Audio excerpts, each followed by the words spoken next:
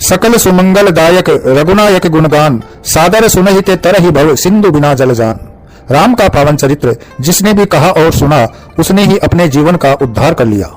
ऐसा कहा जाता है कि इसके कथन और श्रवण से कलयुग के सभी पाप बिना किसी तप या परिश्रम के छूट जाते हैं। इस पावन कथा श्री रामायण में श्री राम का उदार, उज्जवल व यशस्वी चरित्र प्रस्तुत किया गया है। यह गौरव गाथा ईश्वर के मानव रूप में जन्म लेने और उस मानव जन्म में महामानव बनकर ईश्वर हो जाने की चक्रीय गाथा है। अयोध्या कांड में हर्ष विषाद का मिलाजुला रूप है। अयोध्या में राम के राज्याभिषेक का उत्सव, देवताओं की चिंता और मंत्रा द्वारा कैकेयी को बहलाने फुसलाने का सुंदर संवाद है। अचानक राज तिलक से वनवास की घोषणा जैसे रंग में भंग डाल देती है। राम पिता की आज्ञा का पालन करते हुए सीता व लक्ष्मण सहित वन की ओर प्रस्थान करते हैं, जहां भीलों, निषादों, मल्लाहों जैसे निम्न जाति के लोगों से मिलकर ऊंच नीच के भेद पर प्रहार करते हैं।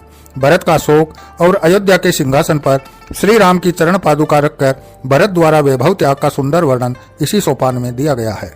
मलिन बसन बिबरन बिकल कृस शरीर दुख भार, कनक कलप बर बेली बने मानहु हनी तुषार। जय श्री राम मित्रों, कलयुग के समस्त पापों का विनाश करने वाली श्री रामायण कथा के द्वितीय सोपान अयोध्या कांड का ये 7वां एपिसोड प्रस्तुत है।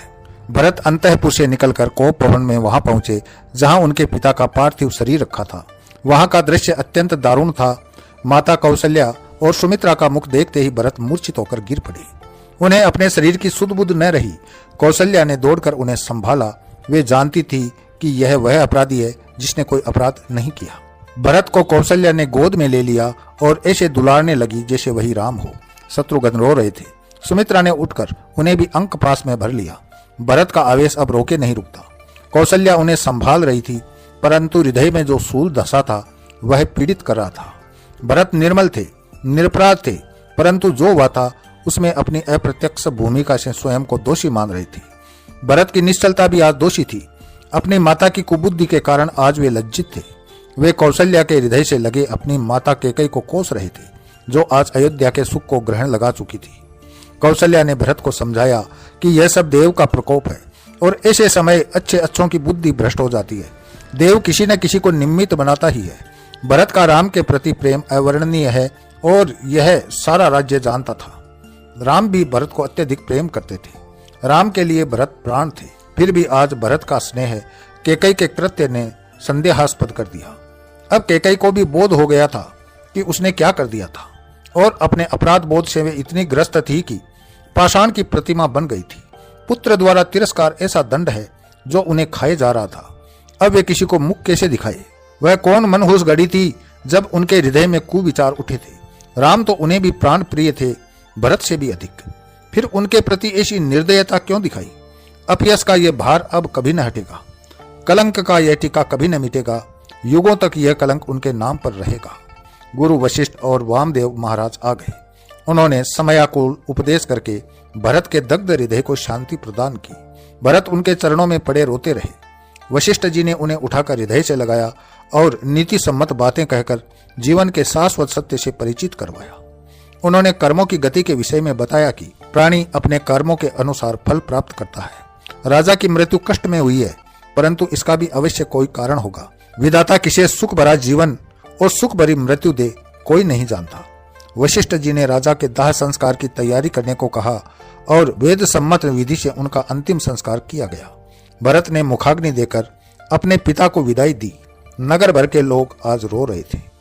दाह संस्कार आदि सबसे निवृत्त होकर भरत जब शुद्ध हो गए तो वशिष्ठ जी ने सभी मंत्रियों, सभासदों और नगर सेठ को बुलवा भेजा। महारानी कौशल्या व सुमित्रा भी बुलाई गई। कैकेयी को भी बुलाया गया, परंतु वे नहीं आई। आज वे नितांत अकेली अपने आप पर रो रही थी।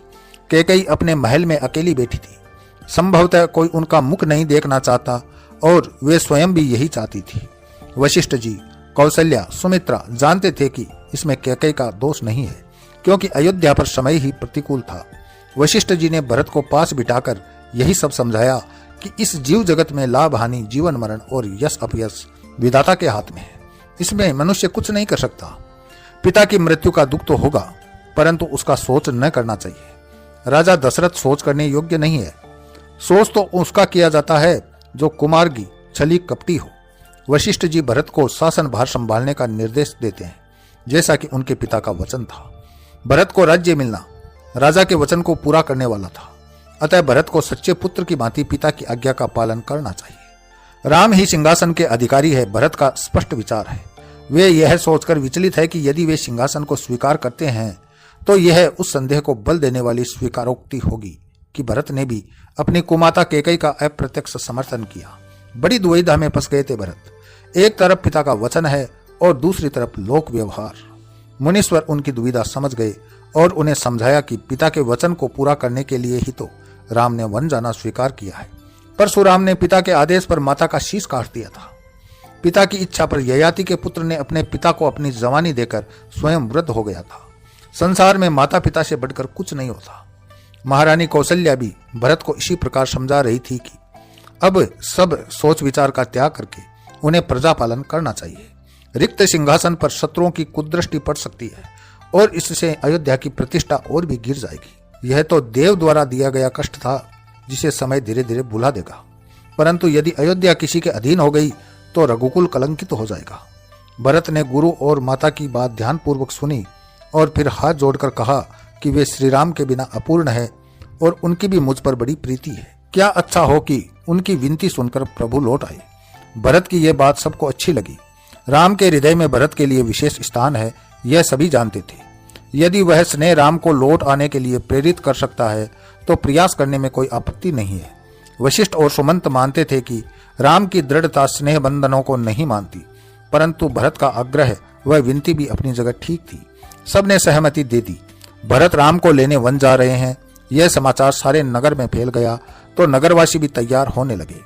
अयोध्या में फिर से उत्साह का संचार हो गया और घर घर सवारियां सजने लगी। अगले दिन जाना निश्चित हुआ। भरत ने पीछे अयोध्या की सुरक्षा के लिए विश्वास पात्र मंत्रियों और योद्धाओं का चयन कर लिया था। क्या पता शत्रु अयोध्या को सुनी जानकर आक्रमण कर दे। श्री राम का राज तिलक वन में ही कर दिया जाएगा, ऐसा विचार कर वह सब सामग्री भी साथ ले जाने का निर्णय हो गया जो राज तिलक के लिए मंगाई गई थी। सब जा रहे थे और कैकेयी अपने कक्ष में पछता रही थी। ऐसे समय में महारानी कौशल्या और सुमित्रा ने उदारता और अपनत्व का परिचय दिया और कैकेयी के कक्ष में पहुंची। कैकेयी ने बिलक कर अपना मुख हाथों से ढांप लिया, मानो अपना मुख उन्हें दिखाना ही न चाहती हो। कौशल्या ने स्नेह से उनके सिर पर हाथ रखा तो कैकेयी के धैर्य का बांध टूट गया। वे कौशल्या के चरणों से लिपट गई और अपने आप को कोसने लगी। पतिता, कुलटा, पापिनी, राजद्रोही, पुत्रद्रोही, रामद्रोही, पतिभक्षक आदि न जाने क्या क्या कहकर अपने आप को कोसने लगी। जब उनकी भड़ास निकल गई तो कौशल्या ने उन्हें हृदय से लगा लिया और समझाने लगी कि जो हुआ वह अयोध्या के दुर्भाग्य से हुआ है और देव ने उसे निमित्त मात्र बनाया है, अतः वे स्वयं को दोषी न माने। कौशल्या और सुमित्रा की महानता सराहनीय है। वे कैकेयी को सदैव अपनी छोटी बहन मानती आई थी और आज भी उसी के अनुरूप व्यवहार करते हुए उनके दोष को भुला दिया। अब कैकेयी निर्मल हो गई थी और राम से क्षमा मांगने को व्याकुल थी, अतः वे भी वन जाने को तैयार थी। अयोध्या पिछले दिनों के कष्ट को भूलकर नए आनंद की दिशा में बढ़ रही थी। अनेक सवारियां सजकर राजपथ पर खड़ी थी। रात भर लोग इसी विषय में चर्चा करते रहे थे कि राम आ जाएंगे तो अयोध्या फिर से खिल उठेगी। जितना संताप अयोध्या वासियों ने सहा था वह राम के आने से दूर हो जाएगा। बूढ़ों और बच्चों को घर पर ही रहना होगा। गर्भवती स्त्रियों को भी जाने की अनुमति नहीं थी। जो बीमार थे उन्हें भी नहीं ले जाया जाएगा। इसी के अनुसार शासनादेश का पालन हो रहा था। प्रातः होने पर सब अपनी अपनी सवारियों में जा बैठे। तीनों माताएं भी पालकियों में जा बैठी। मुनि वशिष्ठ अपने रथ पर सवार हो गए। सभी ब्राह्मण रथों पर बैठ गए। अनेक नगरवासी पैदल ही चलने को तैयार थे। अब भरत और शत्रुघ्न आए तो भरत ने पैदल चलने वालों के संग चलना स्वीकार किया। शत्रुघ्न भी उनका अनुसरण करने लगे। अपने प्रिय भरत को पैदल चलता देख सभासद भी रथ से उतरकर पैदल चलने लगे। यह देखकर गुरु वशिष्ठ ने भरत को समझाया कि यदि वे पैदल चलेंगे तो सभी पैदल चलेंगे और इससे सवारियों की भी गति बाधित होगी। गुरु की आज्ञा मानकर भरत पहले तो पैदल चलने वालों के लिए सवारी की व्यवस्था करने लगे और फिर दोनों भाई रथ पर सवार हो गए। राम दर्शन की लालसा सबके हृदय में हिलोरे ले रही थी। पहला पड़ाव तमसा के तट पर हुआ, जहां पहले से ही कई अयोध्यावासी पड़े हुए थे जो राम के साथ आए थे और जिन्हें राम सोते हुए छोड़कर चले गए थे। तब से उन्होंने वहीं डेरा डाल लिया था। अब अपने पूर्ववासियों से मिलकर सब खुश थे। भरत उनकी राम भक्ति पर गदगद हो गए। राम के प्रति ऐसा स्नेह, वे लोग तो भरत से भी आगे निकले। भरत ने उन सबको प्रणाम किया, फिर उस स्थान की रज ली जहां राम बैठे थे। उन लोगों ने उस स्थान की बालू एकत्र करके प्रतीकात्मक राम बना लिए थे। कैसी श्रद्धा थी उनकी राम में। राम रज को मस्तक पर धारण कर भरत धन्य हो गए। वहां से प्रातःकाल चलकर उन्होंने गोमती के तीर पर पड़ाव किया। वशिष्ठ जी व अन्य ब्राह्मणों के साथ जनक जी भी थे, जो राजा दशरथ के मृत्यु शोक में रानी सुनयना सहित अयोध्या आए थे और अब उन सब के साथ ही राम दर्शन को जा रहे थे। जनक जी अंतर्ज्ञानी थे, वे विदेह थे, देह में रहकर भी देह से निर्लिप्त, राजा होकर भी ऋषि थे। वे सुंदर सुंदर आख्यानों से सबको हर्षित कर रहे थे। अगले दिन भरत और अयोध्यावासी श्रृंगबेरपुर के पास जा पहुंचे। निषाद राज गुहे को सूचना मिली कि भरत जी सेना सहित वन की ओर जा रहे हैं, तो उन्हें संदेह होने लगा कि कहीं भरत का यह सैन्य अभियान प्रभु राम के विरुद्ध तो नहीं। निष्कंटक राज्य के लिए राजकुलों में ऐसे षड्यंत्र होते रहते हैं। निषाद राज को राम ने मित्र माना था, तो मित्र के हित की बात सोचना स्वाभाविक था। उसने अपने लोगों को एकत्रित किया और सभी नावें छुपा देने व अस्त्र शस्त्र संभाल लेने को कहा। वे राम की रक्षा में प्राण भी देने को तैयार हो गए। वन्य जातियों के लोग बड़े युद्ध प्रिय और लड़ाके होते हैं। उनके पारंपरिक अस्त्र शस्त्र भी बड़े घातक थे। सभी श्री रामचंद्र के अनन्य भक्त थे और रामद्रोही का सामना करके प्राण देने व लेने में हिचकेंगे नहीं। सब प्राणपण से जूझने को तैयार थे। तभी एक अनुभवी व वृद्ध निषाद ने शकुन विचार कर कहा, भरत श्री राम को मनाकर अयोध्या ले जाने आए हैं। शकुन ऐसा कह रहा है, इसमें किसी प्रकार का विरोध नहीं है, हमें भरत जी से मिलना चाहिए। निषाद राज को वृद्ध की बात उचित लगी। बिना विचारे निर्णय लेना कभी ठीक नहीं होता। बूढ़े ने समय पर चेता दिया था। भरत का स्वभाव और उद्देश्य जाने बिना युद्ध की तैयारी करना मूर्खता थी। वह अपने योद्धाओं को मोर्चे पर खड़ा करके भरत जी से मिलने चल पड़ा। अपार जन समूह था, पालकियां भी थी। शंका कम हुई, युद्ध में स्त्रियों का क्या काम। मुनि वशिष्ठ दिखाई दिए और निषाद राज ने जय श्री राम कहकर दंडवत होकर प्रणाम किया। राम का प्रिय जानकर वशिष्ठ जी ने उसे आशीर्वाद दिया और भरत के पास भेजा। निषाद राज ने भरत को प्रणाम किया तो भरत ने रथ से उतरकर उसे हृदय से लगा लिया। राम भक्त ने राम भक्त को बिना परिचय पाए ही जान लिया था। निषाद राज विहल हो गए। उस भील असभ्य को जैसे राम ने मान दिया, वैसे ही भरत ने भी दिया। वह अपनी मूर्ख सोच पर मन ही मन पछता रहा था। निम्न बुद्धि जो ठहरा। उसने सभी माताओं को प्रणाम कर आशीर्वाद पाया। अब निषाद राज उनके स्वागत सत्कार में जुट गया। उसके लोग बड़े उत्साह में उसकी आज्ञा का पालन कर रहे थे। स्त्रियां माताओं के पैर दबा रही थी। टोकरी भर भर कर फल लाई जा रहे थे। दूध, शहद, मेवा, मिष्टान आदि से अयोध्या वासियों को सप्रेम भोजन कराया जा रहा था। मुनि वशिष्ठ प्रसन्न थे कि कल तक मलिन हो रहे मुखों पर आज आनंद था। निषाद राज भरत के समीप बैठे श्री राम का गुणगान कर रहे थे। रात भर यही आनंद रहा। इसी के साथ मैं अपनी वाणी को विराम देता हूँ। अगले वीडियो में फिर मिलते हैं। तब तक के लिए जय श्री राम।